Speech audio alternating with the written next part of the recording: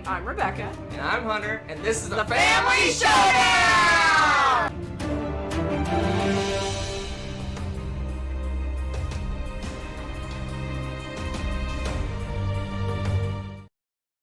All sorts of shenanigans. It's time. Whoop, whoop, whoop. Meow, meow, meow, meow. What's up? You ready? Are you ready? Wow. I'm not that ready. I wasn't having to deal directly with the technical difficulties, so you're probably less ready for me, right? Yeah. Variety, we're here. I'm caffeinated. Man. You have some of those caffeinated mints? That would be amazing. No, I'd probably have a coronary. All right, welcome. Folks. Yes, our Kia internet ora. was, you called it technical difficulties. The internet wasn't working, but I reset the computer and we're working for now. So don't make any sudden movements. All right, here we go. Yes. So, how are you guys doing? We haven't done one of these in a while. Let me see by my notes. We haven't done a variety show since May 25th. It's almost a month since our last variety show. Which means we have We've had no variety? Yes. Which means we have a lot of games to talk about. All right, we do. We're going to talk have a lot about of games. 35 games tonight. Because summer is here. 35 games tonight. Summer. Sometime. So let's jump right in because we got a lot to cover. We have a lot. Jump right in. Fun maybe. As soon as I find my button. Here we go. Buttons.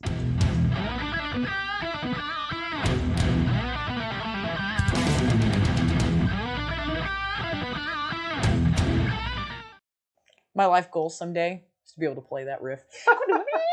Play the song for our own intros. Yes, that would be amazing. All right, more likely to happen on violin. So let me give you a little preview. Let's do this. Let me give you a sneak preview. So I said we did 35 games.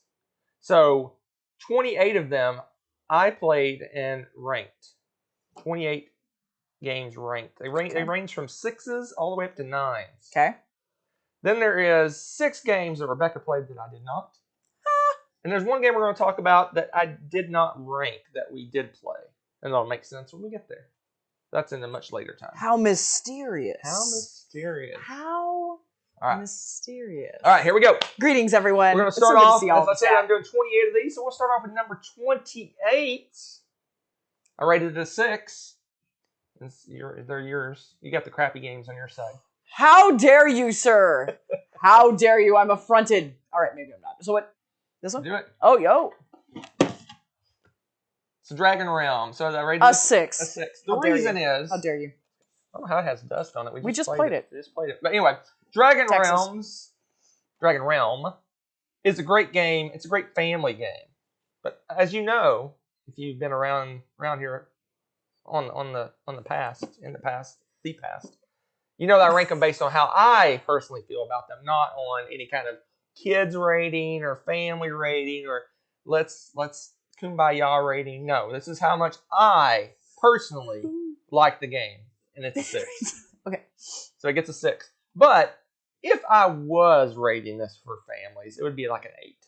Okay. It's a really great family weight game. It totally is. It's just I'm not a kid anymore, so I just want to know what your kumbaya rating would be. Kumbaya rating? What's the status of it? 9.2. Wow. I don't know.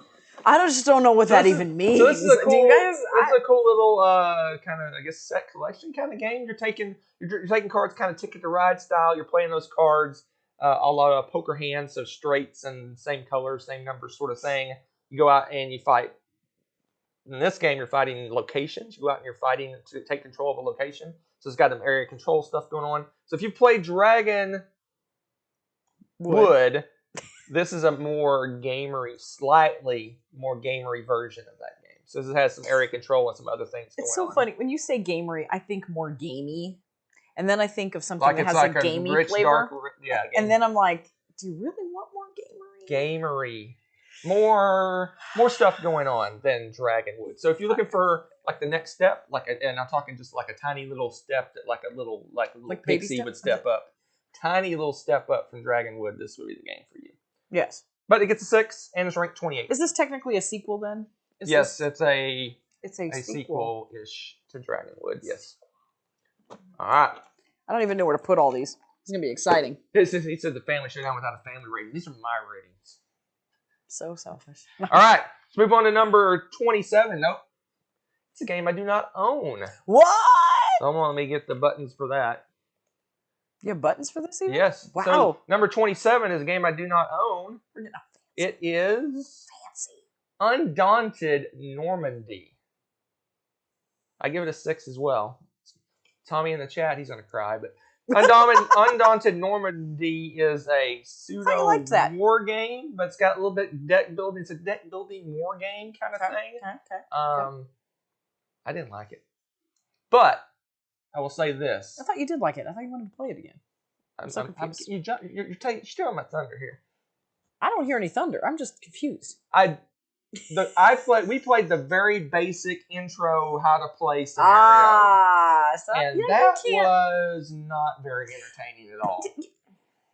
But I can only go on what I know. Oh my gosh. I can't rate based on potential. I have to rate based on what I know. And that intro scenario was not very fun. Should have stayed longer. Should have played it again. Nope. Just saying. Nope. 6. Lame. Get 6. I give that a big giant asterisk. That's fine, but 6. Rated number 27. 27. I give it a 6 for its intro scenario. Garbage intro scenario. Not garbage. Okay. 6 is an okay. I was like, if it's garbage and you're rating it a 6, I think. Oh, it was okay. See, it was okay. It's okay. All right. Let's move on from the 6s to the 7s. We got a whole slew of 7s. So he's the god of stealing. Here we go. So number 26 is other one. This one? Yes. Is Muse. Or for you fancy folks. So this is barely a 7. This is really, I'd rate it like 6. It'd really be a 6.9 or 6.8. It's but I gave it a 7. So, because I don't give even numbers. I keep it even around here. All right. In a bottle, Corley. 7 isn't an even number. I give it whole numbers. There we go. Muse. So Muse is a party game a la Dixit. It's a Dixit style party game.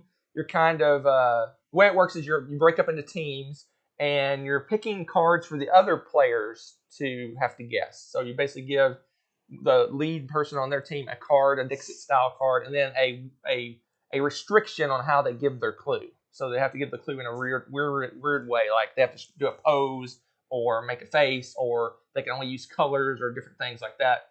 And they look at the cards, they give the card back, you mix it among a bunch of other cards, and they put them out, and then their team has to guess via their hint which card is the one they have to guess, their target card, so to speak. So it's kind of a team-based party, more party-ish Dixit, I guess, maybe. That's what I'm going to call it. So it plays really fast. It's like 10, 15-minute game. It's like a total filler type game and a party filler type game. So there you go. There you go. Any comments? Because you played this for the first time, right? I like it better than you, apparently. Oh, okay. I thought it was amusing. I think this would... I think this would be really fun with... It's another more the merrier kind of game. Yeah, it plays up to 12 players. Yeah, and I think it would be really fun to try with 12 players and actually, try with more party game or group setting and give it a whirl, because I think this has potential to be really awesome for that. This would be a great convention game, just silly game, fun game, board game, group game. I think I agree. I think it has potential to go higher than a 7 in more players, but I've only played it with 4 and 6. Yeah. So that's like there's not a lot of discussion, right? when you have so few players. There's not a lot of discussion going on. Yeah. Anyway. So we need to play this properly, I think, to get a good effect on that. All right. Move on to my 25. Also 7. Lots of 7s. Ooh, this one? Yep. So this is a Tales and Games Jack and the Beanstalk. It's part of, obviously, the Tales and Games series, the most famous of which is the Tortoise and Hare, or Hare and the Tortoise. What's it called? Yeah, the Hare and the Tortoise. Hare and the Tortoise, yeah. So this one is a dexterity style game. So the Hare and the Tortoise is a racing game. This one is a dexterity game. So you're stacking dice up on top of each other, and you're doing all these adding cards and putting little buildings and doing all sorts of dexterity type stuff. Which is terrible to play inside a sunken table. In a sunken table, it's kind of hard because you're holding the dice and you're putting a stack of dice on top of it. The worst angle. It's the worst angle. You have to go down to do it. So Tommy, you loved this game. It was pretty, I don't know what you're saying. It was pretty challenging, but yeah, I enjoy it. The girls enjoy it quite a bit. Always. I give it a 7. A 7 for a family game is like almost a kids style game.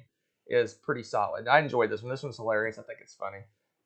It is hilarious. What's great too, was this the one? Yeah, this has the axe in it. Yes, you throw the big You've axe. got a T-Rex throw the axe, which, I mean, if you know what a T-Rex throw is, you have hands like this, and you have to throw. Against your chest. So when you're T-Rex throwing this axe across this vast table at this little, it's amusing. I'll just put it that way.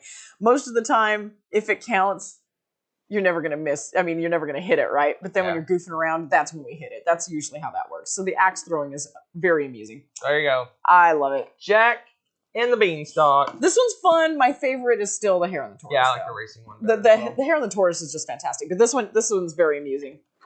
Okay. Move on to my number 24, also a 7. Lots of 7s. This one? Yep. Robin of Locksley. Robin of Locksley. I think Rebecca likes this one. You have to say it in Alan Rickman's voice. Rebecca likes it better than I do. I do. So I'll let her talk about this one. This one is like what's the name of that game? Ray Colt? Yeah, Ray Colt. Ray Colt it reminds me of Ray Colt with a. Sorry, this is a less interesting theme than Ray Colt. Just gonna say it, but the gameplay is really fun. So you've got an outer track, and that's like the Ray Colt where you have like ingredients. You have to get certain combinations of things in a certain order. Yeah, you can see the board there. And to move forward with that, you have to have the tiles from the middle there that are of different colored rings and stuff. In fact, actually, I'll show you real quick just because I know we're on time frame. Pardonnez-moi. So you got tiles like this, okay? And once you get a certain number of sets, whoop, it's worth money. Check that out. So it's kind of easy. You got these tiles that are twofers. You get different collections, like it might say you have to have a set of 4, a set of 3, and a set of 2 or something to move on. So you have to get those at different colors. What makes it a little more intriguing than just your normal game, to move around the board to get the tiles, you have to move like you would a knight in chess. It's an L shape. Yeah, so you're doing the 2-1 or the 1-2 L shape. And you're going around and getting those things, collecting them, making these collections.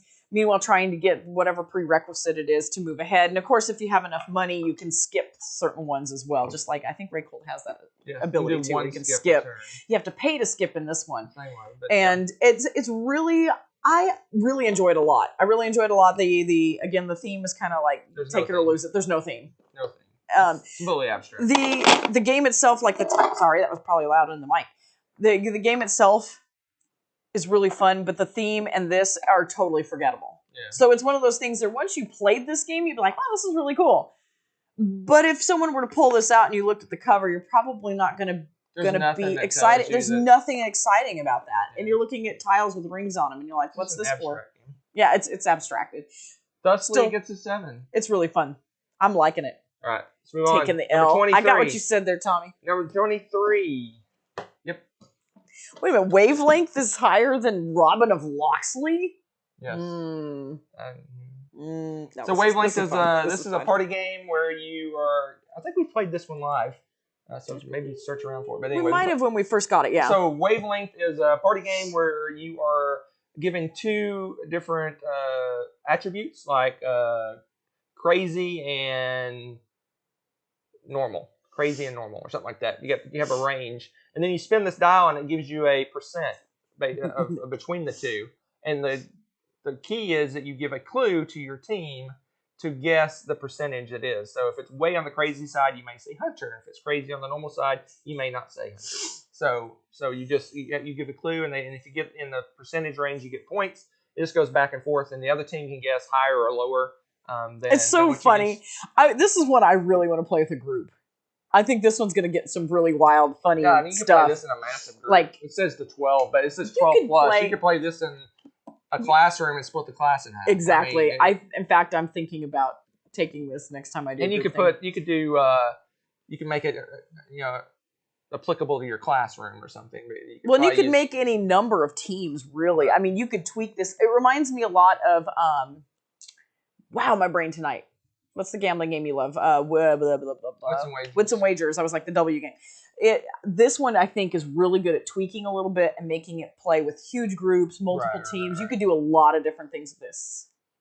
That's a fun one. It's fun when it plays. Here. It plays pretty fast. It's a half-hour game. Yeah, and it says even on here 30 to 45 minutes, and that's if you're dilly-dallying. I think it's easily a 30. It's a good one. It's a good one. It's very fun. Play it. Play it. Fun. I like it a lot. All right, let's move on to number 22. Nope. Yep. No, that one. No. Splendor Marvel. Whose turn is it? The Marvel game. Gosh, that did not happen. It did not happen. So you... And there was actually multiple teachers involved in playing it, so I was shocked. Now this is just a reskin of Splendor with Marvel stuff. It changes up the rules very slightly, but you got all the cards are Marvel characters and stuff like that. So if you like Splendor and you want a kind of a little bit of a twist, this is good. If you don't have Splendor, this is a good one to buy. I prefer this one over the regular Splendor. Yeah, because it adds a little more theme to it. It's a little more gamery. Better than gamey. Ooh, don't let it rot the sun. Gamery. I like it. Yeah. Yes, you do snap players away. Sort of. No, not really. But you do build the Infinity Gauntlet. Okay, you do build the Infinity Gauntlet. And you snap the victory. I guess. Sort of. So there you go. Okay. Splendor Plus. So there you go. Splendor Plus. I like that. All right, let's move on to my number 21. Another 7. Nope. Yep. Really? He can be taught. Okay. What? It's a 7. You've come around. Yeah, well, before you were like, it's a 2. We got about half. When we originally played Stuff Fables, we got about halfway through. It went off the rails, and so we stopped playing. So we restarted it. You say it went off the rails. It wasn't really the game that went off the rails. It was the children that went off the rails. I was being nice. So it went off the rails. Don't blame the game. But recently we restarted over. We played through the entire campaign, start to finish. Well, the first first one. The first story. There's multiple stories in the box. Yeah. We went through the entire first story. It went really well. It went great. We saved it. We partially saved the day. Yes, we got the not as good ending. But there was a train, Coraloo. Spoilers. Yeah, I enjoyed myself. It was fun. I think one story, at least the first story anyway, is a good kind of family day to play through a whole story. We'll probably eventually go through the other ones at some point, but not the now. So there you go. Stuff Fables. I enjoyed it. This one's so much fun too because we always role play our characters. So usually we do squeaky voices or goofy voices, depending on who's the tank and who's what, and it's just amusing. Yeah, it's fun, and the storybook, the way the game plays, you pass the storybook around, so everybody gets a chance to read parts of the story. Yeah, this is really good. I think I like this one better than Mice and Mystics. Because this one you kind of move on. No matter oh my gosh, win or lose, Mice and Mystics was so punishing. You move on, win or lose, you move on. You just kind of if you're not doing as well, you're not going to have quite as a good ending potentially. But in Mice and Mystics, if you fail, you redo that level and over and over and over and over and over again until we threw it in the trash. Well, it was. I like this one. It's a good one. It's a good little family storybook adventure game. There you go, Stuff Fables. Yeah. The dice is a little bit weird. You're right, Troll. I agree. The dice is funky for this. Yeah, what's going on with what? We always have to remember, okay, this one's for this, and it seems a little bit clunky, but it works. After a couple of rounds. Yeah, you get better at it and stuff. Aw. Solo Dungeon. Yeah, I don't know. Yes, this is an 18xx role-playing game. No, it's not. The Hawk Skull is asking because I said there was a train. There is a train. There is a train. All right, let's move on. We're still in the 7s. Let's keep these 7s going with... No. Yes. What? This is a 7? Yep. We're getting to the higher end of the 7s. This would be like a 7.7 or something like that. You don't do decimals. I know, but I'm saying it. So it's a 7. I round down. I do not ever round up. I round down. You have to be at 8 to be at 8. You get 7.9, it's still a 7. All right. Trekking the World. Trekking the World. So this is so much fun. The sequel to Trekking the National Parks. I personally prefer Trekking the National Parks over this one, even though this one is a little more gamery, to use the word of the evening. I prefer Trekking the National Parks just because I love the national parks. This one has kind of big parks around the world. I like the ones in the U.S. because I've been to a lot of them, so it kind of kind of cool to see stuff That is I've been cool. to. Very I haven't cool. been to very many of these. Yeah. Although Great Barrier Reef's on the back, and I've been to that. But that is they're exciting. all over the world. It's basically they take Trek National Park, blow it up into an entire world. There's more set collection going on. There's kind of just a little bit more going on in this game. It's a little more player friendly, I think. Well, maybe not. This one, if you will, again, like Dragonwood to Dragon Realm, Trek in the National Parks. To this is kind of just a little bit tiny little step up from Trek in the National Parks. This one I think is more colorful. It's more vibrant, more that sort of thing. But for whatever reason, I like Trek in the National Parks better. Sorry, I just hit your mouse. The insert. Someone mentioned it in the chat. I have to show this off. Yeah. The insert's awesome. So this is the insert. Except it was the insert. The lid's not on all the way. Well, it was until you lifted it by the lid. I may have done that. Yeah, you may have done that. It's really cool if you don't do it wrong. But see, and you got the little tray for all your victory points. You just whoop, stick it out there. The score pad's right here. All the big cards are right underneath it. All the tiles right here. It's just your little dudes, your little hiker dudes right here. And this is just awesome. I love this insert. If you let your hand off of it. Oh, sorry. When you buy certain cards, you get a bonus coins, and this just pops right out, and you just set it out. Yeah, you put the cards right underneath it. The cards right next to it, so you know which one gets the bonus points. It's really so good. It's a solid little insert if you treat it properly. How rude. My only negative, it needs to click into place. It does not. I don't think we have it packed quite right, dear. The royal we? Yes. We don't have it packed right. Anyway. So that's a good one. Like I said, it's a step up. I think it's a step up in terms of complexity from Trek in the National Parks, but very, very, very minor step up. Yep. All right. Let's move on to one that's going to shock everyone. So I'll give this a little preamble before I jump into it. So one of the top games of all time on Board Game Geek, I finally got to play it. The highest ranked one until recently, Jaws of the Lion has jumped up there, and I haven't played this. This is the highest ranked one. Okay. That I haven't played from Board Game Geek. Okay. Finally played it. I can see where it is an awesome game. It's amazing. I understand why people love it, but it is not for me. Not for me. So it gets a 7. A solid 7. Okay. And which button do I push? This one. Twilight Struggle. What? I finally played Twilight Struggle and about an hour into the game, and if you know, that's not like too far into the game. You were struggling? I was, no. I knew that this was not my kind of game. Uh-oh. It's just not my kind of game. Poor Tommy. Hold on, we'll take a pause, because we have a guest star doing a drive-by cameo. Hello, chat. Hello, people. How was the trampoline? Fun. Excellent. Yes. Excellent. Yes. Lovely. So how do you feel about Twilight Struggle? I haven't played it. Oh, okay. Yeah, okay. You sure? Don't play it. Don't do it. Don't play it. Don't do it. Don't do it. All right, so Twilight Struggle. Tell everybody bye.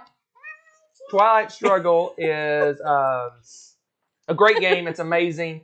It's just not for me because here's the reason why I don't care for it, but I know I can understand why other people like it because it's thematic.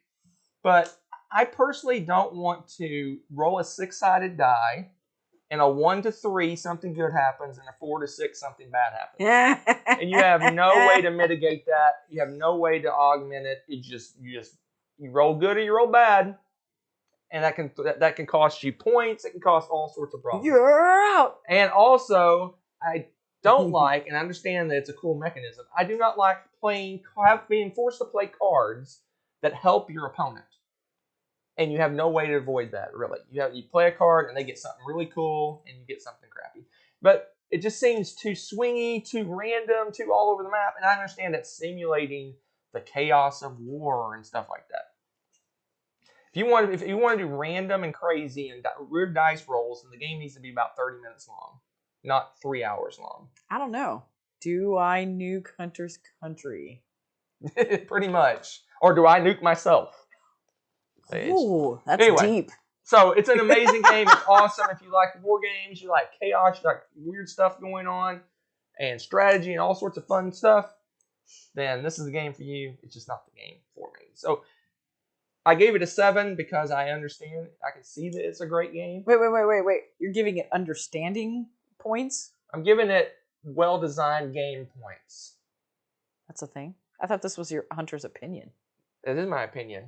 It's your opinion. It's a 7. Yes. It doesn't sound like it. Sounds like you said I can appreciate it for what it is, so I'm gonna kind of bump it up. That sounds very cheaty. Am I right? Am I right? I may have I think cheated. he's cheating. It's cheating. It's a 2. It's a fraud. It's a 2. It's a 2. No, it's a 7. I'm giving it a 7. It's staying at a 7. Okay. All right. That's where it's going to live. All at right. a 7. All right. That's fair. Right. I didn't play it. I have no opinion on this except to troll Hunter. So there. All right. So let's move on to my number. Where are we at? 18. This is the last of the 7s. So this is a 7.999999. Is it that one? No, This one? I did not play those. All those over there are the ones you played by yourself. So stop trying to grab them. Those are the ones you played by yourself. Are you sure? Yes. Acquire. So, one of your favorite games is now a 7. It's not. It's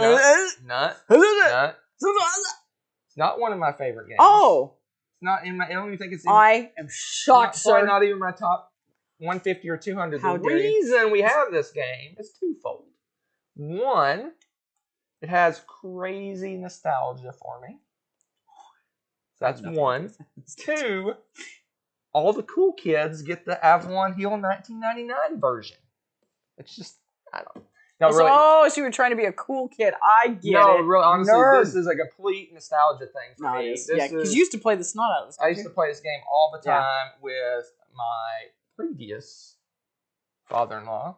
I used to play this game with him quite often, and it was just like a thing that we did. When we Oh, hung so out this was together. your whose turn is it game, is what I'm saying. Kind You of chit maybe. chat and lose track, and No. you don't know whose turn No, it we is. played the game. We actually played the game. So this is a nostalgia Oh, pick. we actually played the game as if But- we don't play Splendor. I'm gonna remember this. Splendor has no nostalgia at all. It just has bad memories. Wow. Can I tell my story? No. Can I- Yes. Can I tell my story? Can Can I finish?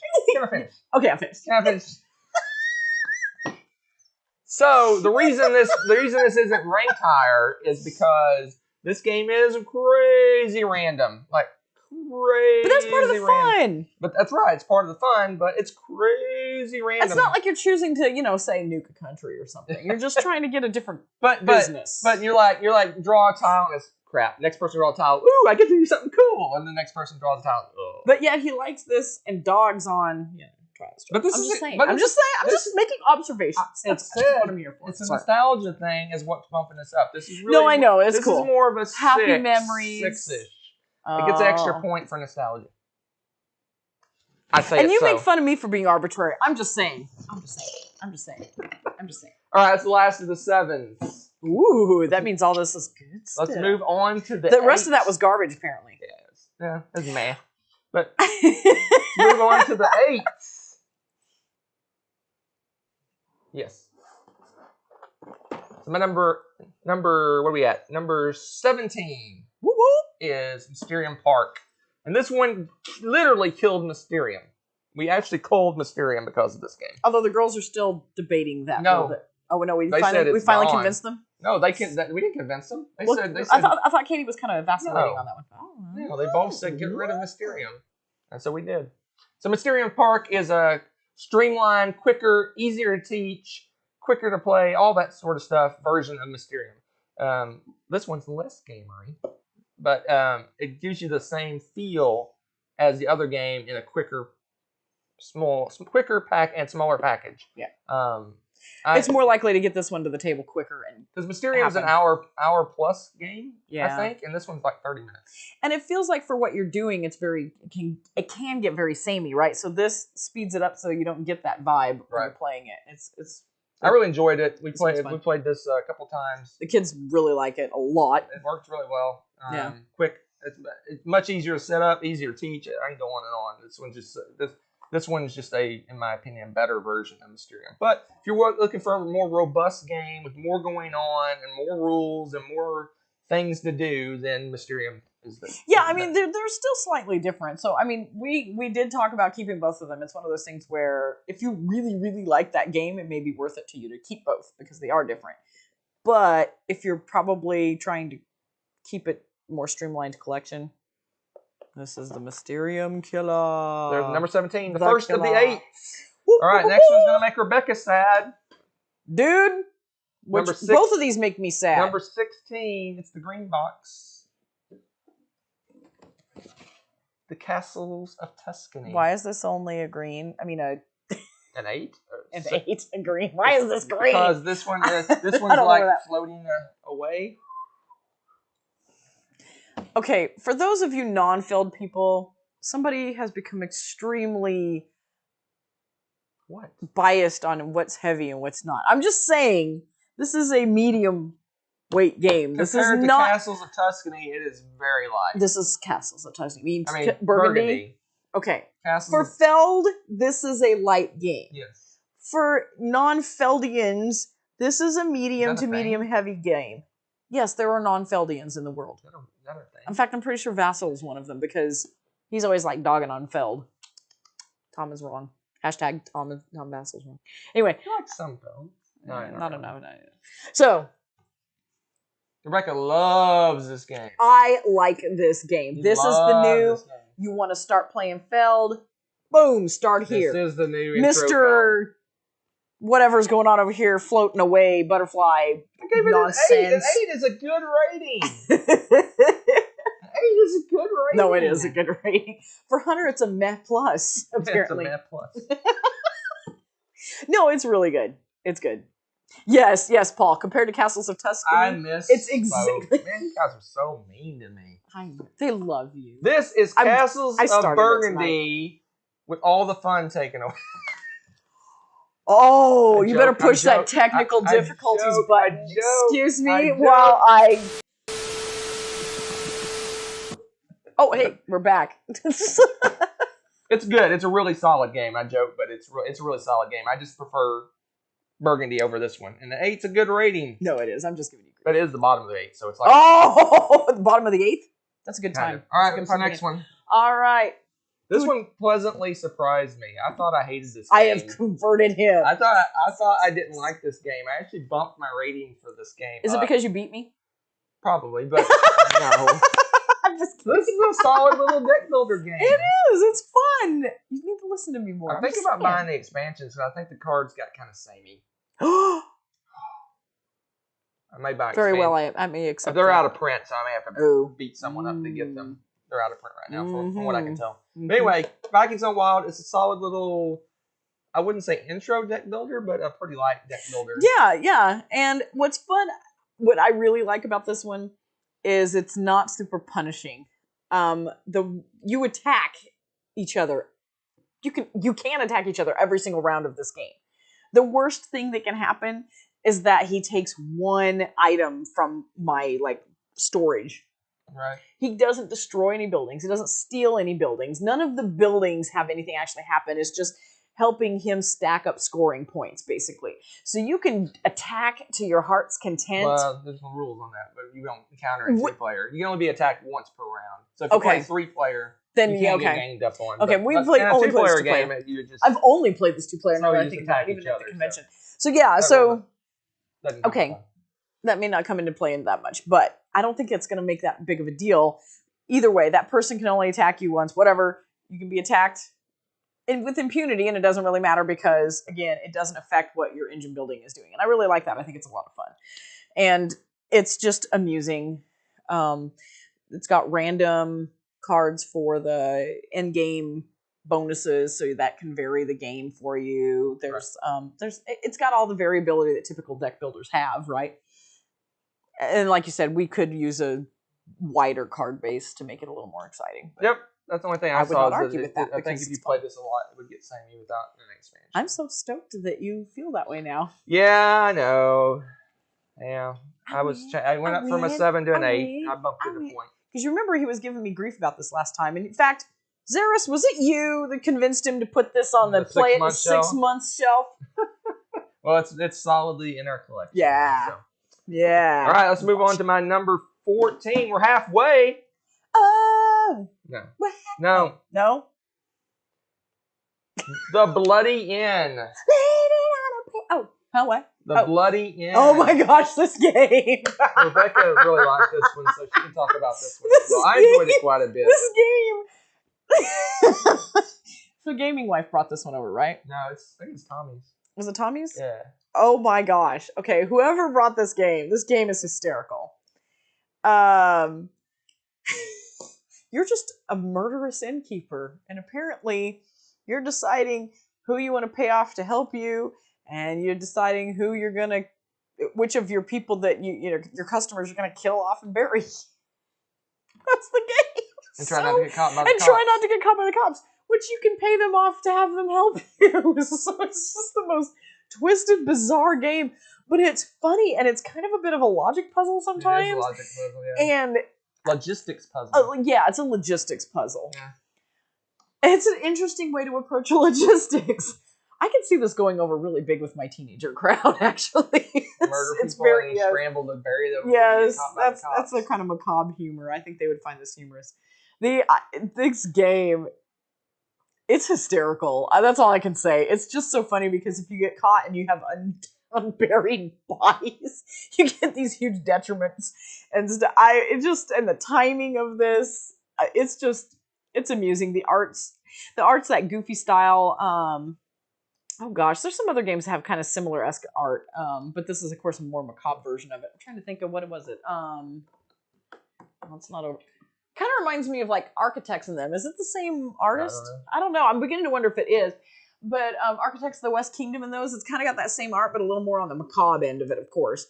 So it's a hoot. Anyway, that's Bloody Inn.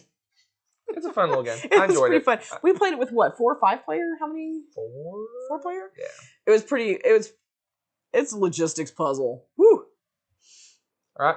Let's move on to my number 13. We're still in the 8s. Got lots of 8s to go. Lots and lots of 8s. And it's this button right here. How about some Way Kick?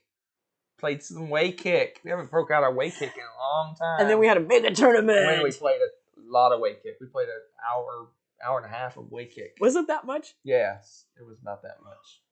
Yeah. What's amusing is Nessa's not got longer arms, and she is so competitive. She bangs on it. She ends up getting, like, she bruises her arm playing this game, and so it looks like the child has been through a war. She's banging her arms on the like, whoa, playing the Way Kick.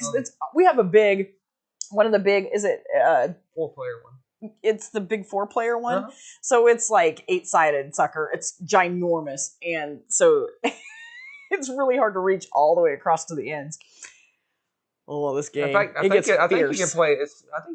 I think you can play it 6-player even. Yeah, I think it's the 6-player one because it's huge. So yeah, we have because it's the big octagonal one, right? So 6-player, ginormous game, and it's it was competitive. We got destroyed again, or actually no, I did pretty. No, Nessa still beat me. Nessa beat everybody. I felt like I was doing well, and then Nessa's like, I want to play too, and then she comes in and destroys us all. It was, humbling. It's a fun little game. She's like, oh, I haven't played this in a while. Schools, everyone. There you go. I'm going to move on from that. Oh, my goodness. Right, Tommy. All right.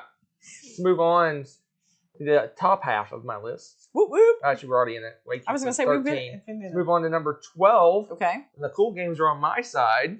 So here we go. Number 12 is, we finally got Newsfjord back to the table. Fish!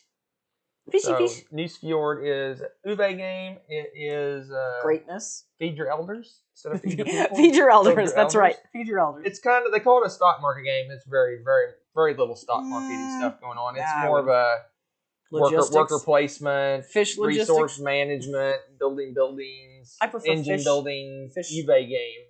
Building. Fish building. It uses the pieces of several of his games. You're clearing out, like in Fields of Arl, where you're clearing out the fields, clearing out the forests and stuff. Keeping a lot of forests produces a lot of wood, but you have to clear forests to build buildings, so it's kind of a balance of how you do that. You're building buildings; those give you points. And engine building, you have elders that give you superpowers, but they take your fish. We gotta eat some of it because they help you find the fish. So you you have kind of a stock market thing going on where if people buy stock in your company, you have to give them fish. So each turn you get this big pile of fish, and then you basically hand it out. So some go to the people owning stock, some go to your elders, some go to this, some that, and then you get some whatever. Yeah, that's right. Because really early in the game, you bought one of mine, so I was always like, "Here's your fish." I'd like flick a fish to him because he always got my freebie fish. So it's very much a resource management engine building game. So the fish schnapps you. No one bought the fish schnapps. So this is a good one. This one falls probably middle of the pack for Uwe games. Maybe, it's good. Maybe even lower end of the pack. Sir. Yeah, maybe even lower end of the pack for me. It's fun. It's very most fun. Most of my Uwe games are 9s. This one's an 8. So there you go. Take it for what it's worth. I like it. It's a good one. It's a fun one. It plays really, really, really well 2-player. So there you go. Noose Fjord. It's fun. And it's a shorter one. It's like 45 It minutes, is. right? It is quick. And it feels like it's not, though. That's the neat thing. There's a lot going on in your turns to where it feels like you're playing one of the big full mini games, but it is quicker. All right. So we want to another Definitely 8. A+. My number 11. This one actually got bumped from a 9 to an 8. Oh, Tommy. And that is no more fish puns. Gugong. Gugong. Got bumped down from one. a 9 to an 8. Really? Yes. So what changed it for you? Because I'm curious now. It just, I think we talked about it before. There just seems to be very little ramp up in this game, right? Most of your games, Euro games, you start out and you get like a rock or a piece of wood, and by the end of the game, you got like piles of resources. You're just confettiing everywhere. This game is just kind of, its build up is like really, really, really gradual, and you don't really feel like at the end you're not feel like you're doing like tons more than you were at the beginning. Really aren't. You're doing a little bit more, but it doesn't have that ramp up I like to see in Euro games where you're building that engine and you're cranking and you're getting all this stuff and you're doing like twice as much or more on the last few rounds than you are doing on the first few rounds. So. But that being said, the premise is really fun. The idea of like why you're trading out the cards, you're giving different gifts and the values, and just because you get bonuses for having certain types of cards at the end of each round is really powerful. So you want to be able to use some really good cards, but at the same time you want to make sure to get good cards at the end, which means you might have to trade some of the stuff that you're really excited about to get those cards. So there's this compromise there, right? And it's giving the gift and then getting the cool, like getting the most out of what's in that area. And it's just a really fun balance. And that's something that you don't see a lot of that in a lot of other games, especially to this extent, I should say. Yeah, I mean, the mechanism is but really it doesn't good. ramp up. That's what you're doing. Yeah, the mechanism, you basically play a card, take a card, and do actions. Yeah. And you're doing the same thing. You're not really, like I said, you're not, you may your hand of cards might go from 4 to 5 or maybe 6 cards. So you are getting a little more powerful, but it's just not, it doesn't. And it's also kind of like a several mini games going on too, with these gift areas where you're giving the gifts. Because one thing you can do, they almost look like little guitar picks to me, the little things at the top from the map. There's a map you can travel and you get these little pieces. They look like a guitar pick because of the shape they are, but they give you something. But also when you put them at the top of your player board, after you get a certain number of them, you can trade them in to get other stuff later or save them for the end of the game and get some victory points, I think. But there's a lot of different options to kind of help you mitigate and do a little bit more. But it doesn't help you ramp up. It's really odd. It's very odd how that works. I mean, you ramp up some. It's just you don't feel like you're that much powerful than you were at the beginning. Anyway, that's a good one, and it's a good little midweight Euro. I mean, I give it an 8. I mean, I'm not trying to knock on the game. It's a fun game. No, it's fun. It's very fun. But it has kind of disappeared off the radar, I feel. Yep. I haven't heard anybody talk about this in a while. Has anybody heard about this one in a while? Curious. All right, let's move on to my number 10. We're in the top 10. Whoop, whoop. This one gets an 8 as well. This has landed as my least favorite. Get it out. My least favorite Vital Lacerda game. Did you say least favorite, sir? You have to have a least favorite. No such thing. That is Kanban. I still think the art one is my least favorite. I like this one better now that we've played this again. Nope. Kanban's my least favorite of the ones we played, and we played most of his games. I don't think we played all of his games. We played just saying. I like this one better than I haven't played the new EV version, so it may have improved on it. This one, the reason I kind of ding this one is the setup on this is insane. It takes forever to set up, and it takes forever to teach. But once you start playing, it's great.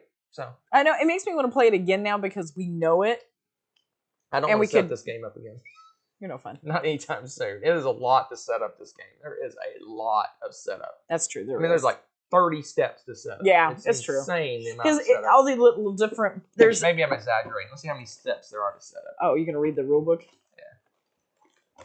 And it's funny because it doesn't look like there's a lot, but there's all these cars, these little chips, and 24 steps. Oh, my Sorry. bad, I was my a little bad. off on my setup. well, it's not like it's War of the Ring. 24 steps to set the game up. 24 steps. So anyway, it's a really crunchy, very super, like all Lacerda's games, very thematic Euro game. I enjoy. Like I said, this game was magically set up, and I didn't have to teach the rules. I would like this game more, but you got to take that. Neutral. What's that? Neutral and Hawkskull are on a roll tonight. Hunter needs the Kanban Walker edition. Less cars, more walking. Yeah, if this game was magically set up and magically taught, I would enjoy it more. It would be a 9, but it gets an 8 just because you have to set it up. That's and true. You have Yeah, to it's teach a lot it. for you. It's a lot to do, and there's other Lacerda games that I like better than this. It doesn't take as long to set up, but all his games do take quite a bit of time to set up. But this is probably of all of them, this may be the worst one to set up. Yeah, I understand that. So Corlew, no, they don't really. Well, they get driven off the lot. You park them in your garage. Yeah, you park them in a garage. That doesn't really. You don't get to drive the cars. They drive around a test track. Yeah, that's true. They do drive around the test track. But there's a new EV version that came out recently that I know zero about, and maybe it streamlined it and made it better. I don't know. Yeah. Who knows? But it's probably got better components because I think the new version is Eagle Griffin, and their components are off the charts. But these components aren't bad. So there you go. Kanban Driver's Edition. My number 10 gets an 8. There's nothing wrong with that, Nathan. He says, "Look, I just love light IP games." I'm like, nothing wrong with that. All right. Move on to my number 9. My number 9, it gets an 8 as well, and that is Leaving Earth. We played some Leaving Earth. We left Earth. Where's Kabuki? We played some Leaving Earth. Our first time playing it 3 players. That was fun. It was went really well. Super fun. We're still just cranking out the base game. We haven't tried all the expansions. We need to do that now. I mean, we really do because I think next time we go, we'll probably throw in Mercury. Which I think Mercury's in this box, and then after we have our every time we'll just add a little bit more. Oh, I like it. I like that idea. Yes. So next time we'll play with the Mercury expansion, and we'll also try some harder missions. We usually go with the easier. Yeah, but we can totally do them. We really. I don't know why we're. Well, maybe you're not. Just to crank. They mentally daunted by it. The game takes longer the harder the missions get, et cetera, et cetera. But anyway. Oh, I'm glad you liked it, Tommy. Yeah, it's really fun, and this is the kind of cool math. This is the math. This is applied math. I think that's why I like it so much. This isn't just math for Joan bought 37 watermelons, and all you can think about the whole time is like, why? Why do you have this story problem? This is like, hey, we're going to get something that's real. We're going to take a rocket, and we're going to launch this, and so we can put a satellite around our planet. Do the math. Yeah. I mean, this is cool. It's obviously very simplified math, but it's still math. Well, yeah, but I mean, get to play at that. I love it. Anyway, this is a great one if you want a really good simulation game. This reminds me a lot of like a computer simulation, right?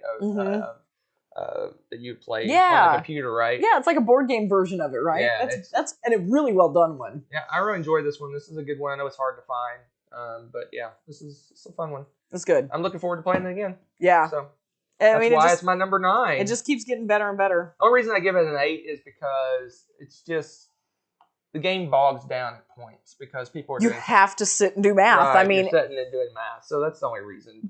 But that's part of the game. Yeah, that's tough. That's tough. I mean, because you could literally someone could sit and take 5 to 10 minutes doing math on a. I try to do it while you guys, because I'm not fast. Because you have to react to what the other people are doing. Right? It's true. So, it's true. You just have to understand there's times that the game's going to bog down when people are doing calculations because you're doing pretty complicated calculations. It's multiple steps. There's a lot going on with this. Yeah, I mean, to go take a ship to Mars and land and come back to Earth, you got to calculate each step of the way. A lot of times it's like 8-10 steps. And that's a lot of math. So. Yeah. If you don't like math, this is not the game for you. If you're not a math person. Although this could convert you because it's applied math. It's really cool. I'm just saying. Right. I am not a math person. I like this. Move on to my number 8. It gets an 8, and then it's You can solo it. You can solo it, Coraloo. Hunter played it solo and had a blast. You completely play it solo. Yeah, it works great solo. You can solo it. So, all right. So let's those move on to my naysayers, number 8. Here we say go. nay to them. It's another one I do not own. Let's push this little button and talk about genotype. Oh yeah, that was cool. Genotype. I like this game a lot. So you like it so much? Talk about it. It's a little punnet. All of a sudden, my brain just went dead. Punnet squares. I don't know. I was not a huge fan of just the basic biology class in high school, and I usually am like a science nerd. But the one thing I really, really loved out of course, it's eons ago when I did this, okay? But they had not even cloned Dolly the sheep yet when I was in high school. I'm old, okay? So Punnett squares and stuff like that, that was the basics. I mean, we did not do a whole lot of genetics and stuff, obviously, in our biology thing. But this was so much fun because it has all the Punnett squares. That was like my favorite thing that we did in class. And it's taking those and they built a game around doing it. So you're part of the whole action that you're doing is taking these Punnett squares and trying to get the certain genotypes that you want so that you can do whatever you need to do on your... What? What's a Punnett square? Punnett square is where you take your parent plants and you do the math, so to speak, on what possible genotypes they could produce. Dominant, recessive. Yeah, this is talking about your dominant genes, your recessive genes, what's going to come out. What are the possibilities? What are the odds that you're going to have a fully dominant, gene carry through versus, a totally recessive one, blah, blah, blah. And they had different elements that you can do to tweak those things. So you can change the parent plants to be all recessive or something like that. So if you can get more of the outcome that you want. So you get to tweak it and play with it a little bit. It's so much fun. Yeah, it's a really worker love placement this game. It's got, you get special abilities. I really Punnettated. I really enjoyed it. I just Tommy got the impression I didn't like it, but I really, really liked this game. It was a lot of fun. It's very tight in terms of your choices and that whole turn angst of, oh gosh, I hope they don't take that one thing I need. Oh yeah, that's the thing. Yeah, because once if there's only one of that and someone takes it, you're done for that round. You cannot get that again. It's a really solid, super fun game that actually teaches you a little bit of science, which is really impressive. So I enjoyed this one quite a bit. Mendeleev square. Yeah. Genotype. That might have been for me too, Nick. Now you said that, I'll have to look and see. Move on to my number 7, the last of the 8s. So it's an 8.99999, and that is 8.9 Millennium Blade. Yes, I want Rebecca this enjoyed quite a bit. So want this game. Yeah. Okay, so this is so meta. This game is so meta. Okay. I love this game.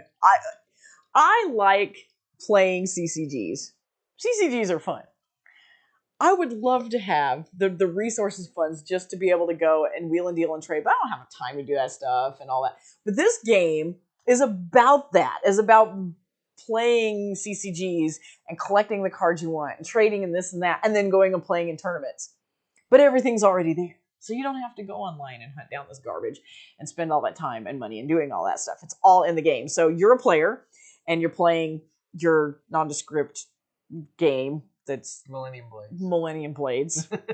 I don't know. Does it have another name for the game that you're actually playing?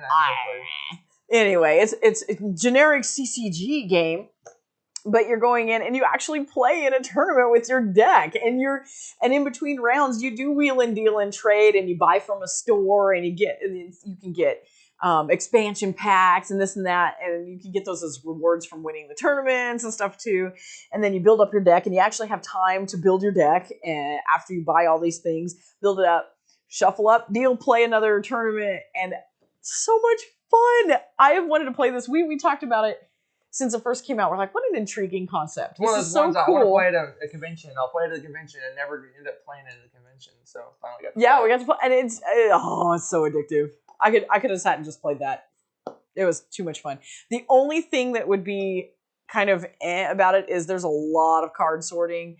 If you're not a card sorter type of person, this game would probably irritate you because setting up and putting away for the game can take a little bit of time. But the nice thing is it is easy to sort because they're clearly marked. Right. So it's really easy to separate them, and that never bothered me. I like goof around cards. So I don't mind helping set up and put away that game. Right. But it can take a little while. So, very fun. All right, there you go. That's my number. Yeah, Millennium Blades is the name of the actual CCG. Number 7, the last of the 8. No, Corlu. No, Last one I do not own. Oh, really? What'd you like So, better than Millennium Blades? I'm clearly forgetting My something. number 6, the first of 9, so it's a 9.001. Ooh, okay. Is Beyond the Sun. Oh, I thought you said it was one you didn't own. So. No, that was the last one. one. Okay. Oh, this game. Beyond the Sun. It's a tech tree the game, basically. It is. So you're basically building a tech tree which gives you powers, which you use to do stuff on a little space board, which is a very minor part of the game. The whole point of the game is to get new technologies to help you get stuff, to get better technologies, to get better technologies, to get better technologies. And then there's a little space like mini game off to the side that really, it drives a lot of points, but it doesn't, it's not the major part of the game. But it's fun. But I enjoy this game. It's fun. I like one of the things I like, and one of my favorite things in games is that you have a player board and you have all these little tokens on it, and you upgrade a power to use you basically spend the power to upgrade a power, which makes your other powers more powerful. So you're taking a token off one spot and putting it on another spot, which makes this skill more powerful, and it also probably gives you points or whatever, or makes another skill more powerful. It has that going on where you're manipulating all this stuff on your player board to increase your skills, which gives you resources, which lets you get technologies, which gives you more resources, which lets you get more technologies. And so the whole point, in a lot of space games, the tech tree, the skill tree is kind of a small piece of it. They flipped it on its head, and the tech tree is the game, and then the small space thing off to the side is kind of the mini game. Yeah. This one's a lot of fun. I enjoyed it. I enjoyed this one a lot. Well, and what's neat is, okay, the first time we played, we had very different end game conditions than what we did this last one. And it's funny because I had kind of a whiff for some reason my first turn. I don't know. I just couldn't clearly decide what I was going to do with myself. So you got a really good first turn, and I was kind of Fortunately, it worked in my favor that one of the end game conditions, that it wasn't like totally devastating that I just completely whiffed that turn and was able to catch up. We were within this was one of the games we were like within a point of each other. I think so. I think you beat me by a point. And it just depends because some of it, there's some that are like get to the end of level 4 and you have to do again a tech tree to get to level 4. It takes quite a bit of work. I don't think there's so I couldn't beat him on that because he got a huge jump start on me for that. But then got to some of the other stuff and I was able to get those end game conditions. And it's really, oh my gosh. I detest the player boards. I think they're fine.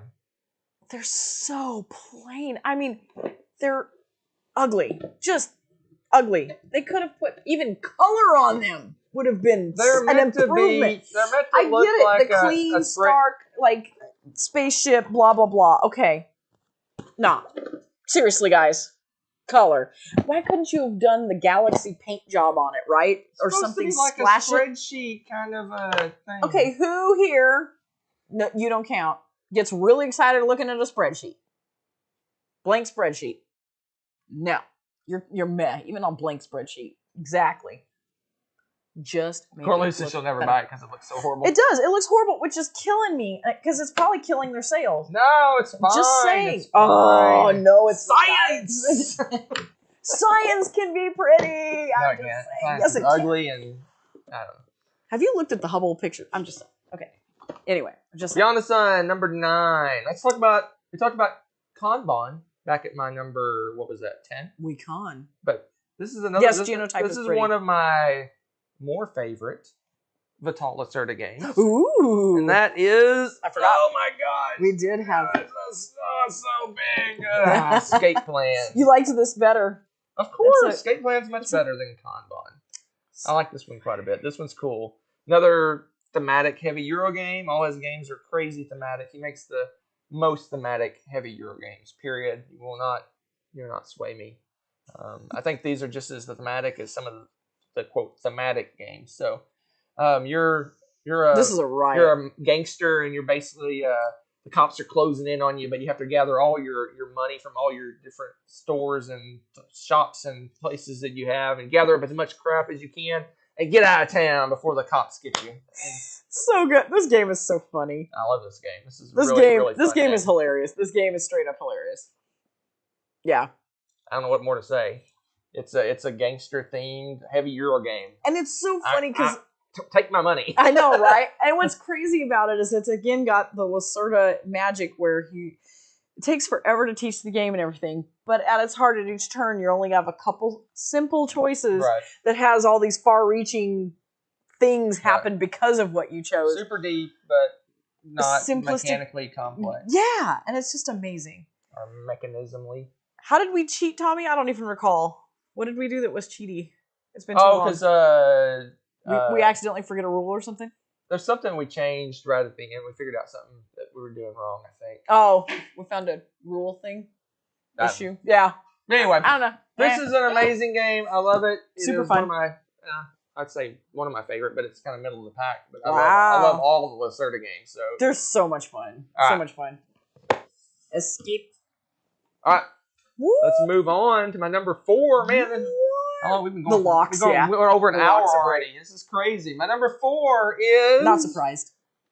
Reavers of Midgard.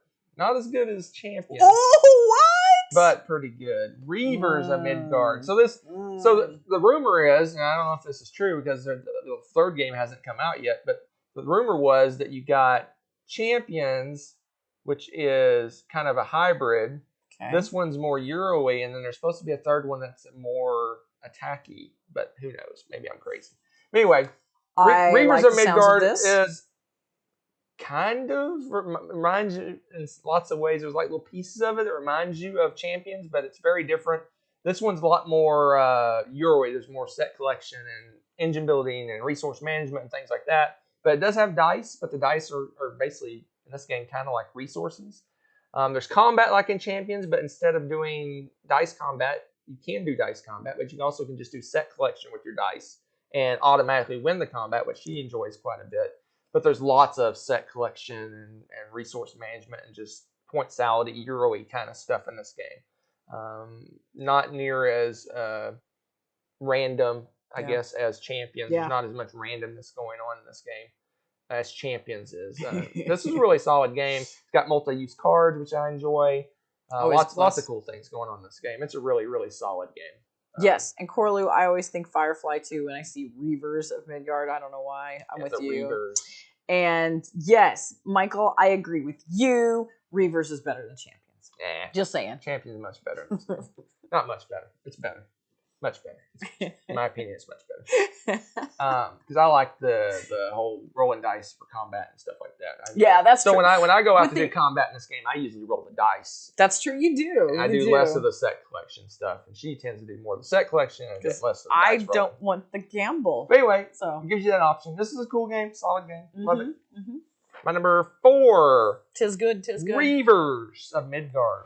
Tis good. Let's move on to my number 3. Dun dun dun dun dun dun. Dominant Species Marine. Wow, you did really like this game. I love Dominant Species. Wow. I love this game. Wow. I don't know which one I like better. I'm going to have to play Dominant Species again. Have to have a dominant marathon? I'm not sure which one I like better. I like this game. It's a mean game. It's a It heavy, is I would say heavy Euro game, but it's too mean. It's a heavy strategy game. Yeah. That has Euro aspects. It's got worker placement going on. It's got area control and things like that. But it's brutal. It's mean. You'll make your friends hate you when you play this game. It's a GMT. It's got that war game feel to it, but with Euro trappings on top of it. So it's kind of a mixed bag. This is not going to be a game that's going to be for everybody because your heavy Euro guys won't like this because it's mean. And your guys that like the war games and the attacky may not like it because there's a lot of Euro-y worker placement and things going on in this game. So it's kind of a hybrid, but not hybrid in the sense of like Blood Rage where it's attacky with Euro. I guess it kind of is. Kind of like Blood Rage, but you're not directly attacking. It's more like you're just making them angry. Because you're doing things to mess them up and stuff like that. And we keep saying how mean this is. This is a little bit less mean than the regular dominant species, actually. Dominant which species means is meaner than this one. I think I like this one a little bit more for that. But I'm with you. I want to play it again. And then dominant species, you have six interesting. different species. They all have powers. This game, you kind of do a drafty kind of thing at the start to get your powers. So every time you're going to be playing with a little bit different species from game to game. It's not like you're going to be the spiders, and the spiders always do this thing. This one, you get some random traits that you're makes this a little more replayable, Yeah. I think, than the dominant species. I could see where you could kind of streamline how you want to play dominant species. But this one would be harder. I like games with attacky and area control, and I mean War of the Ring and TI4 are two of my favorite games, and they're very area control attacking, but both have some Euro-ness to them in a way, because you got in Lord of the Rings, you got the cards with the multi-use cards and dice rolling, dice manipulation, and stuff like that. And in TI4, you got resource management and trading and all sorts of stuff going on. This one is, again, another hybrid. So hybrid games tend to be my favorite, and so I enjoyed this one quite a bit. It's a good game. All right.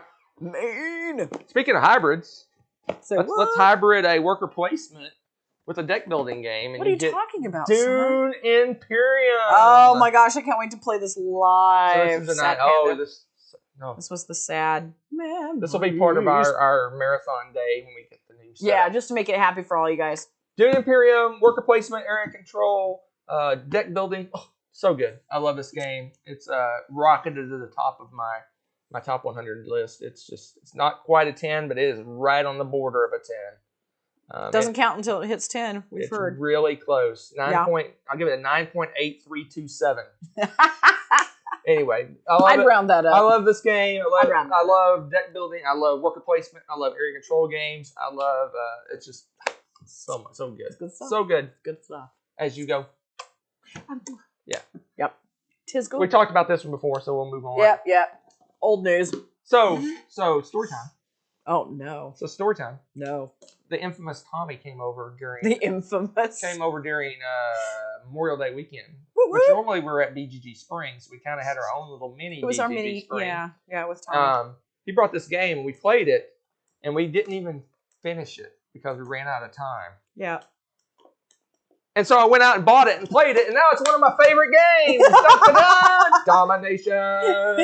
Yeah, in fact, if you saw my Twitter feed, you probably saw Tommy was laughing at me because I was like, "We got this game and played it a lot." I was barely got home, and you guys already went and bought this game. It was great.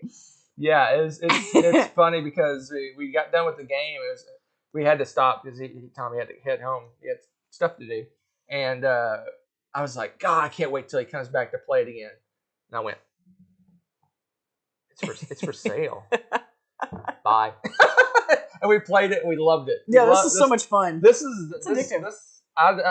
Something about this game, I just love it. It's a civilization game, but it's more of a Euro-y civilization game. You're basically trying to match up symbols and components. It's very puzzly, and the pieces look like nachos. It seems like it's a race. You're trying to do things quicker than everyone else, and it's got it's just I love this game.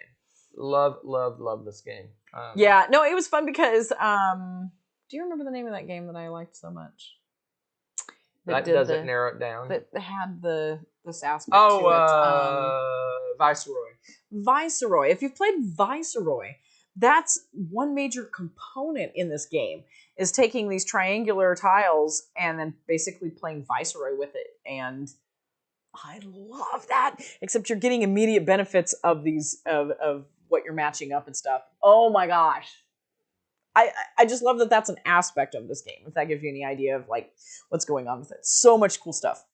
The only reason Tommy mentioned, the only reason I don't give this a 10 is although it does have a Civ feel to it, it's very abstracted, and big chunks of this, what I like about it, Civ games aren't here. That's true. You can't really attack your opponents. I mean, you can mess them up and block them and stuff like that, but you can't really attack your opponents. There's no really, you're not building troops and sending dudes on a map and stuff like that. It's very much abstracted, which is fine, but the only reason it's not a 10 is because I find myself missing those pieces of the game. Very nitpicky, sir. That's when you're giving something a 10, you are being nitpicky. I know. You I shouldn't love it. say, you shouldn't, when you give something a 10, you shouldn't go, oh man, I wish it did this other thing. Or, Yeah. oh, but this is really missing out of the game. Yeah. If you say that, then it's not a 10. And that's why it's not a 10. It's a 9.976. I guess yeah. I don't know. I have a lot more 10s than you. I love this game. It's a this good one. game It's is a good one. Yeah, That's it. We made it's it. sad that for it got 28 games. We're not done yet, sir. We're not done. Now we get to talk about other things. So, we're going to move on to the one game I have not ranked that I played. Oh, yes. We played a couple of games of Pandemic Legacy Season 0. We're to October. We're pushing to get done before our top 10 list next Tuesday. Yes. We will be finished before then, one way or another. I'm really enjoying this one. I won't give it a rating until I find the ending, because to me, the ending of Legacy games are it's pivotal what sticks with to you, how you're going to rate it. Right. If it plays really fun all the way and the ending just is horrible and not fun, that kind of kills it. Yeah. It's going to kill the rating. So I cannot give this in good conscience. I can't give this more than no, just kidding. I can't give this a rating until we're done. So yeah, we'll find out if it lands on our top As of right 10. now, though, I'm going to tell you I'm loving this. In fact, I think this is my favorite theme of all of the Legacy Pandemics. I think it's my favorite theme. I don't know if it's my favorite mechanisms, but we'll see. Really? We'll see. I don't know. I'm enjoying it quite a bit. This is interesting. It is really, really, really good. Really good. Yeah. I think the last one season, September, kind of threw me for a loop. I want to see what happens. Yeah, I know. October. I agree. So I'm curious. I'm really excited to get this wild. It's getting wild. We'll finish this up this weekend, and I suspect it's going to be on at least one of our lists. The only thing I hate about playing these is that I can't say, "Hey, I really liked it when blah blah blah blah blah," because it totally ruin. In fact, I always sort of almost feel bad because I made out of our first Pandemic Legacy Season 1, I made I designed it and glued all the pieces up, and we have it hanging on the wall. I almost feel bad for having that there, but I'm like, you'd have to go and actually stare at it for a while to really get much out of it. I think you've passed the 2-week rule for Season 1. Though. 2 weeks? You give people 2 weeks? Yeah, that's kind of jacked up. That's the movie thing. Yeah, see, no. All right, so that's it for me. I don't know. Now it's the Rebecca show. She's going to talk about the games she played that I did not play, and she has 6 of those to talk about. I have 6? Yes. Oh, there's some. Do you have little handy pictures for us? Yes. So cool. That one's first, top to bottom. Okay. Oh, look at you. You organized all. Look at, you're so sweet. You organized all this for me. First up, Azul. So this was fun. I got to break this out again with the family and with my parents. And I love this one because it's another one of those that if you've played like classic board games and card games and stuff, this is really easy to teach to people. And they loved it. And Ness got to play it with us and she really loved it. And I think she's only helped me play it before when she was smaller. I don't think she's ever played it all on her own. And of course, as how things have gone lately, guess who won? Nessa. And what's funny is no one was helping her. In fact, we were all kind of ignoring her. And it was hilarious because she was sitting in between me and my dad, and she purposely would do things to like antagonize. Oh yeah, she was messing with it. Yeah. She's like, "Oh, you need these. I think I'm gonna take these." And we're like, "Wow, okay." It was just so funny. And then we're like, "Okay, whatever." And the problem is you can't ignore her. You need to attack this child. We need to quit being just like, "Oh yeah, she's younger. We'll just let her do her thing." Yeah. So she won. But yeah, right. It's fun. It's just a really pretty game. It's so fun to teach. And now I'm excited because they like it so much. I'm going to teach them my favorite Azul next time. The one that I like to call the throat lozenges. Because Azul, stained glass of Sintra. This one looks like the Starbursts pieces. The other one looks like the throat lozenges. So there you go. All right, your next one is not one you own. It is. So it is this one. Oh my goodness. I wish Gaming Wife was here because describing it would probably go better for her. We only played one game of it, and I kind of wanted to play another one. We just kind of ran out of time. This one is a really cute little game. They made the extra thick cardboard pieces so that they were double layered. So like when you had a little piece of cheese, it was actually 2 layers of cardboard. So the holes actually, it was like, it felt 3-dimensional. Like the Swiss cheese had little holes in it. And so really cute What's pieces. it about? I didn't. They're ants, and you're doing a trail. It's kind of like patchwork in that you've got a trail and you're going to be picking pieces. But you've got the ants, when you travel, say I jump to, it's a red ant, they go on apples or something, right? So the next time they go, they're going to run and jump to the next apple, and you can pick something in front of or behind where you land. So you're doing some kind of set collection stuff, and at the end, there's a little bit of the, I'm combining games, I hope you guys recognize the games, like Hare and the Tortoise. You know how you have a first place and a second place and a third place? There's the same thing for the most victory points, second level of victory points, a third. It depends on which ant finishes first. So if the red ant with the apples goes first and gets to the finish line first, then apples are going to be worth the most points. So there's like this weird give and take, right?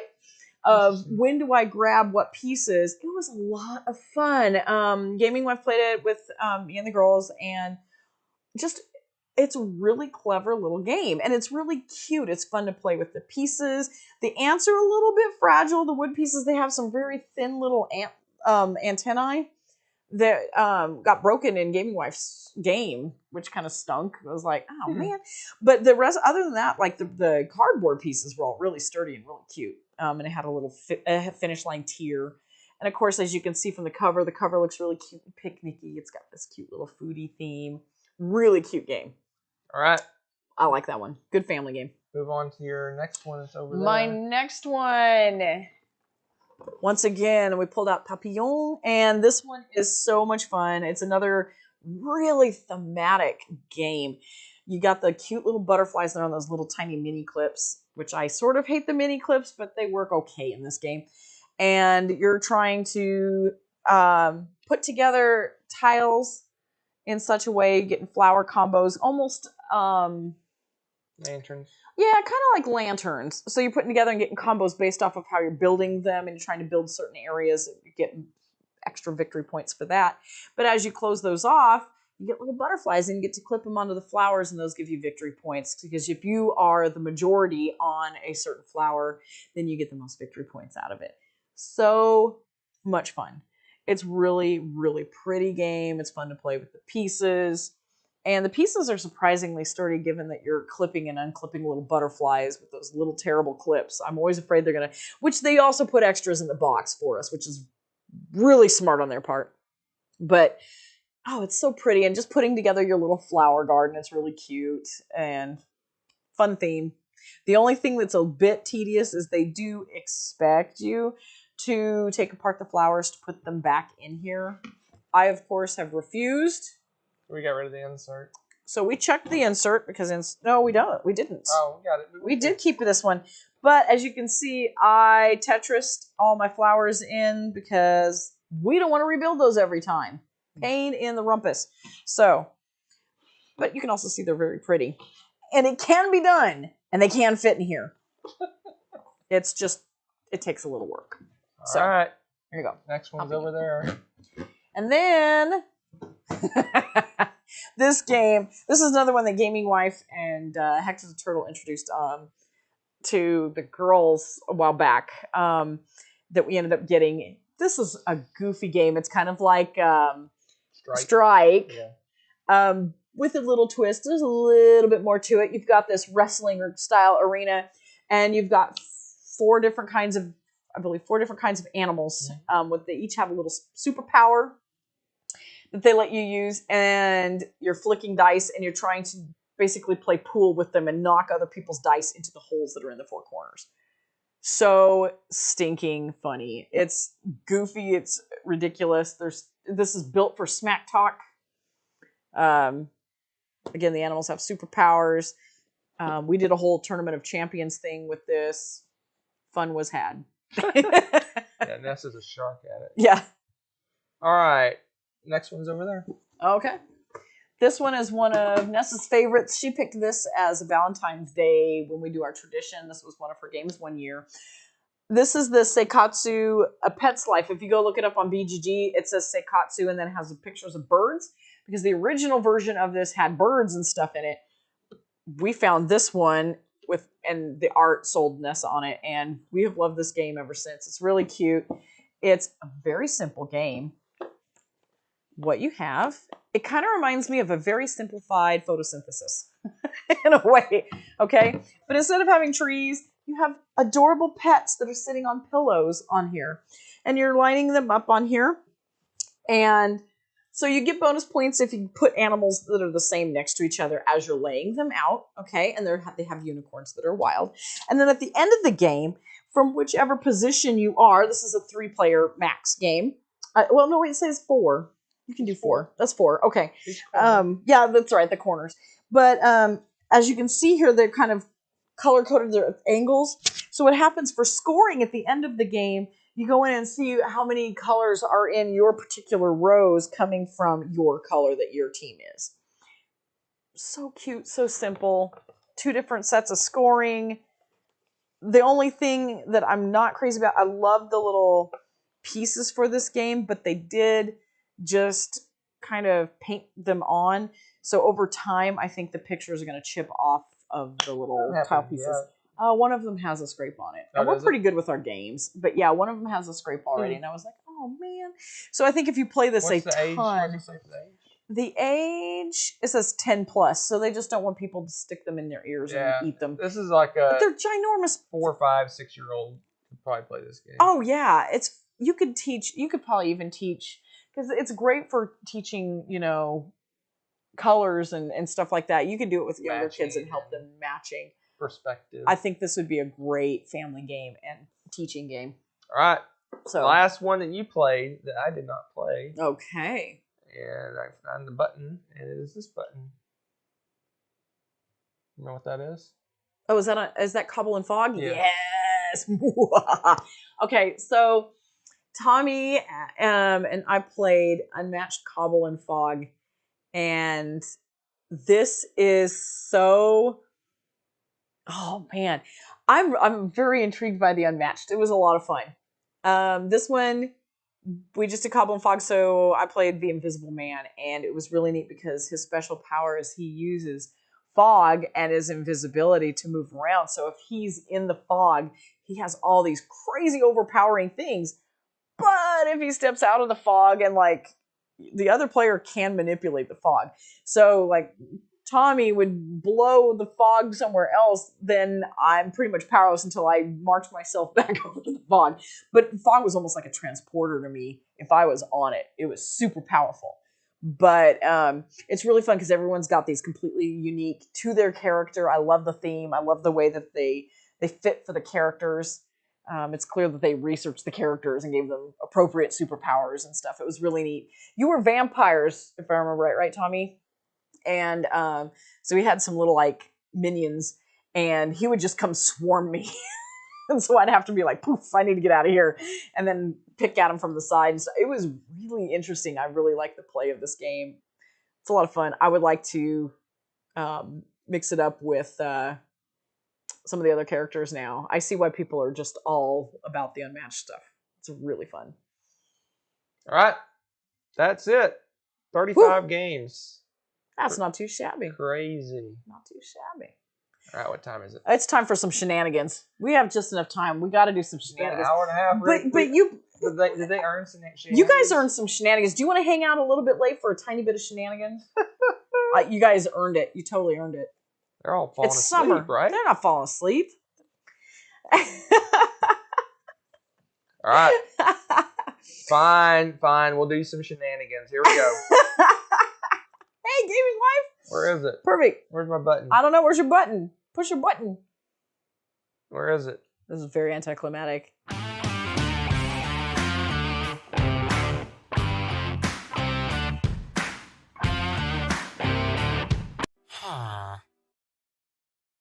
It's gonna kill me every time. It's so stupid, but I love it. It's so stupid. All right, so here's how this goes. I have used a randomizer. I've completely randomly selected 7 games. And you all get to help me pick a ridiculous theme that Hunter's going to use to rank those 7 games. So have at it, chat. Tell me some reason that Hunter is going to rank these games. Give me some good stuff. Y'all are awesome. You guys are so creative. While you guys are deciding on topics, I'm gonna go ahead and do our wrap up so we can just exit the building once I'm pretty much. He's done. like, and here's the ranking. Boom, out. 1 week from tonight, our top 10 2020 games revisited. So, and It's gonna be fun.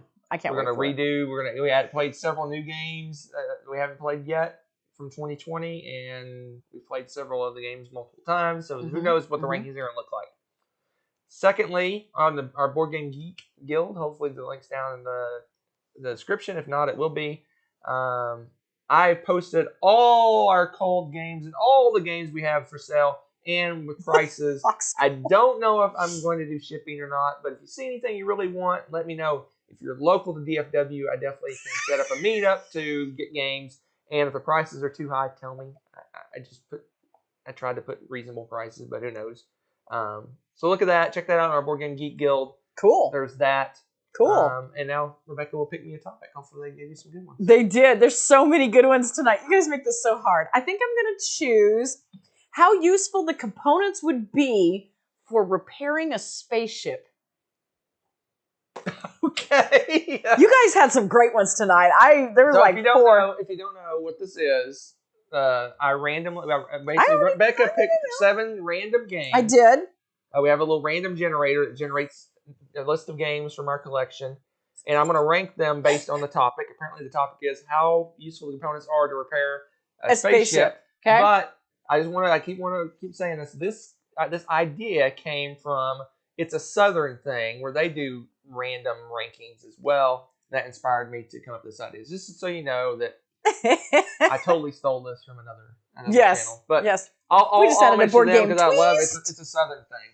Your first game is Cardline Dinosaurs, sir. Oh, you would think at first blush that this would be horrible because it's just cards, right? But it is not just cards. It's just a deck of cards, right? It's not. No. It is a metal tin. There you go. Metal.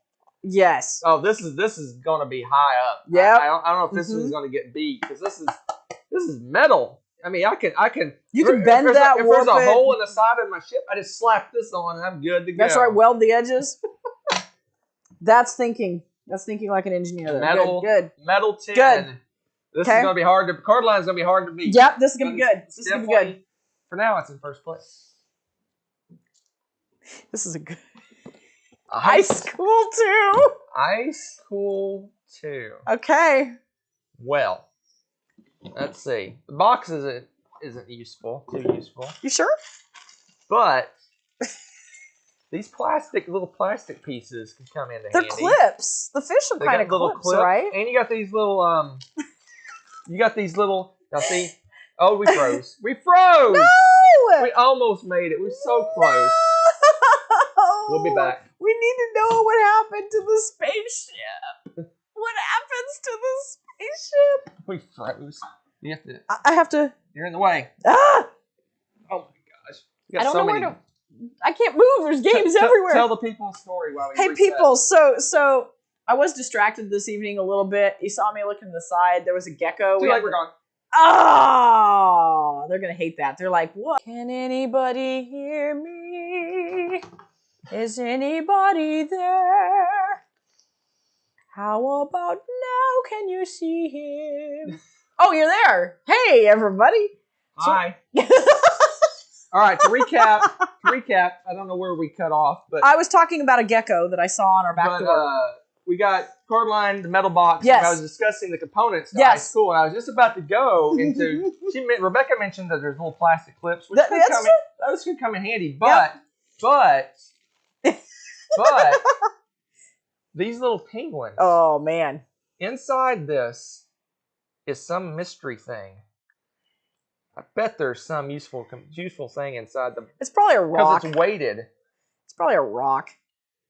Or more. I want to think that it is a rare earth mineral. In Ice Cool 2. That could be used to... Okay, maybe not. Somebody's been reading too much science fiction. Oh, Ice Cool. You're going to be growing potatoes before we know it. Ice Cool, the plastic could come in useful. He's like, it's potato seeds. But for the most part, I'm gonna say not very useful. So we're gonna go. Coralie, don't spoil We're his. gonna go second place. Oh, you're okay. All right. All right, number 3. Minecraft. We froze again. Oh my gosh. What is happening? I don't know what's happening. No. We should have stopped when we were ahead. No. I refuse.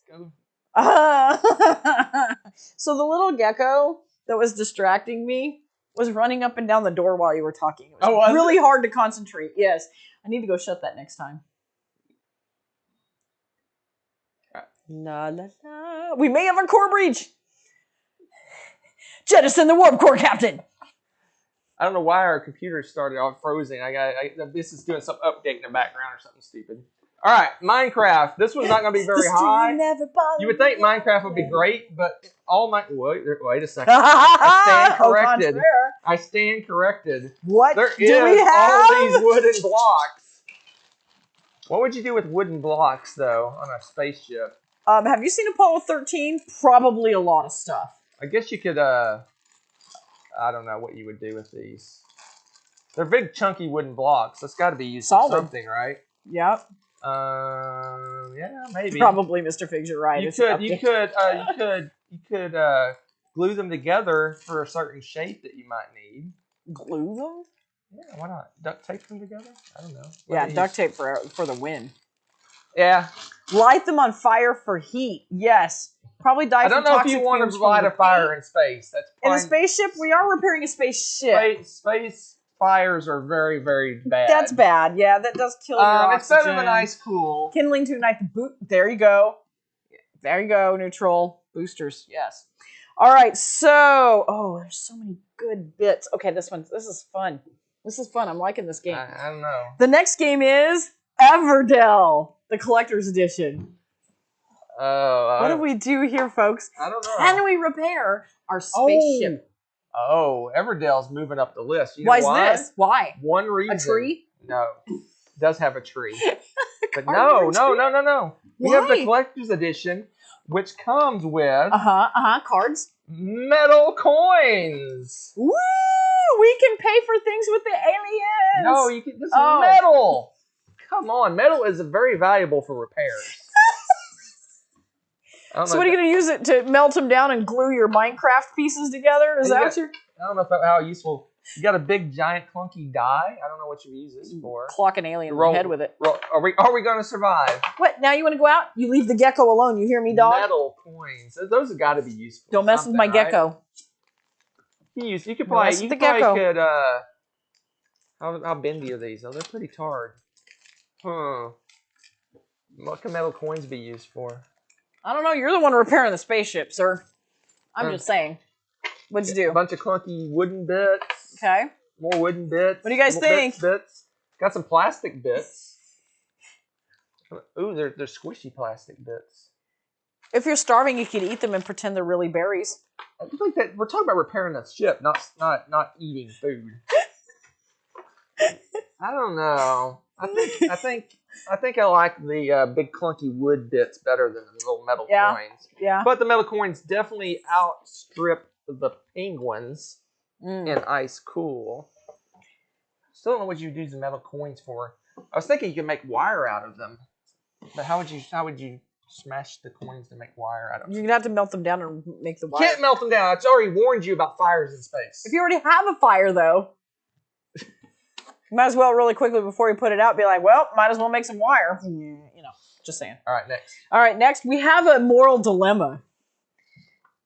Oh, we can't open this. We can't open this. So you're going to have to just make your best guess. Because it's Clink Legacy. What's he going to do? What's he going to do? Moral dilemma. Shield your eyes, everyone. He's going to cheat. Oh, no, he's not. He's going to peek and see if there's something. Is there anything that's worth anything besides cardboard? Cardboard, and minis. Cards. You have a few minis. Wooden stuff. We got miniatures. Got plastic. We got some foam. Foam is always important. Foam is they good. Use foam in space. Foam is good. This one's not. The foam would be good for patting your head Foam against... and some plastic miniatures? Nah. We'll put it slightly. We'll put it better than Ice Cool, but that's it. Oh, you're tossing your rare earth minerals theory for Ice Cool, yeah. Maybe. I don't know. Like this? too?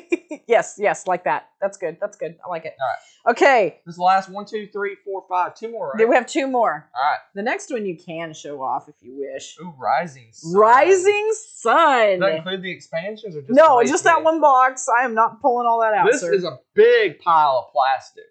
And plastic can be made into anything you need it to be made into. In space. And I think this has metal coins as well. Let me look at them real quick. I can't remember. We We need to play that game. Take it peek. Right? There is a metric ton of plastic. Oh, we got these hard pieces here too. Ooh, I forgot about those. Yeah, those are hard cool. pieces. Tons These of plastic. Big tiles. Oh, Plastic. I thought we had metal coins as well. Melt them down and refill the 3D printer. Boom, Coraloo for the win. You can engineer the snot out of it with all these games, right? There's a ton of plastic. I mean, I could show you, but do they have a 3D printer cardboard yet? And bags of plastic. There you go. But we have a 3D printer on the ship. We're good. These things, those tiles, you repair. Those are gonna be shingles. No. Shingles. For you Star Trek fans out there, these look like those little memory card things. Right. They're always putting the cards in. Little cards they slide in. Yeah. These could double. Those are the data chips. These could double. I bet you like if you use these would work as data chips. It probably caused you to attack some random. We got Marshall, Betray, Harvest, Train, Recruit. I have a feeling that you do some bad things. These are data chips. These could be double Betray chip. as what do they call those? What do they call the little chips? My brain. The little chips. Oh! I know what you're talking about. The ones... memory chips. the memory cards. Memory cards. Memory cards. Yeah, they double as memory cards. I think these would work. We need to call NASA. We need to call NASA and see if these would actually work as memory. Yeah. Yes.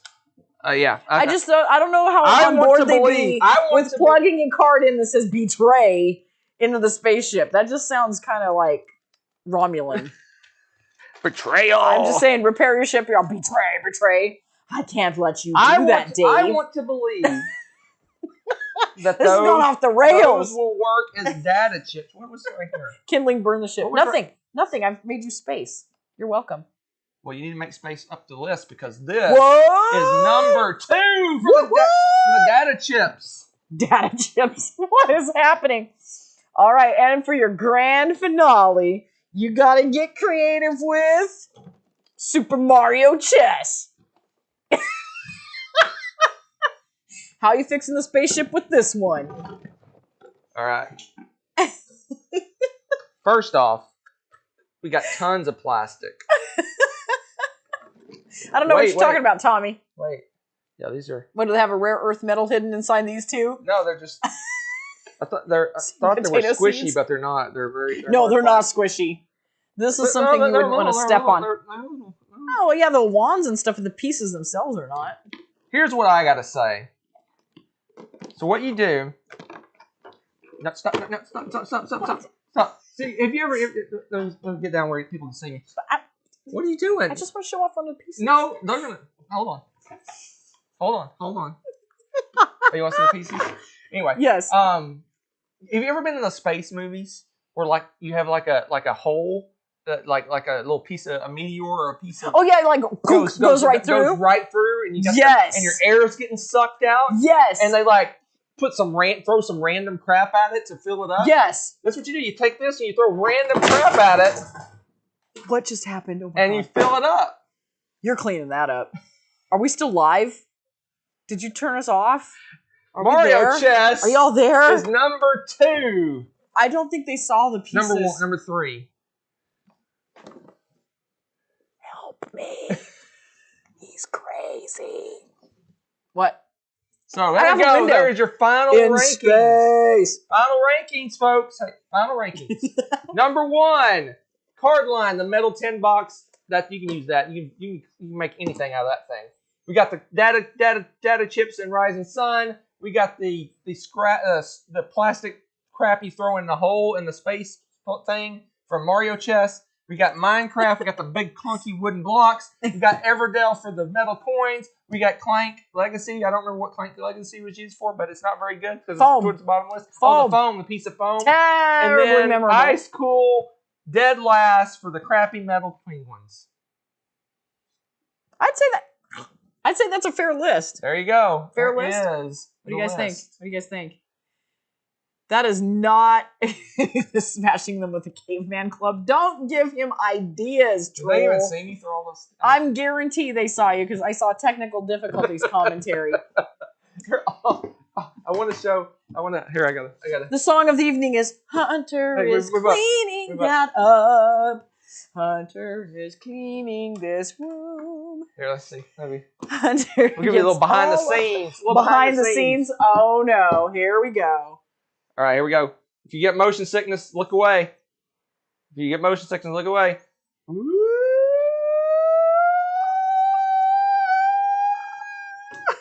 Why is you sound like a siren? What are you doing? Like, is that Oh yeah, they can see the terror that you've wreaked across the table now. Not as bad as what was that game you flung in the air after we played it that had cardboard bits everywhere? Oh, I don't remember. I like throwing things at the camera. Hunter likes cleaning up the game table is what we should say. Remind me never go to space. That's funny. That's funny. Yes, there you go. That's funny. You guys are awesome. It was fun chit-chatting with you tonight. Y'all know what's coming up. It's going to be a blasty blast. You did approve of the shenanigans, so yes, you asked for it. You got it. All right. We'll see you next week. Bye. You're the best. Gold star. Thanks for watching. If you enjoyed this video, give it a like. Click subscribe to join our wonderful viewer community. Want to be notified when we upload a new video or go live? Click on the little bell below.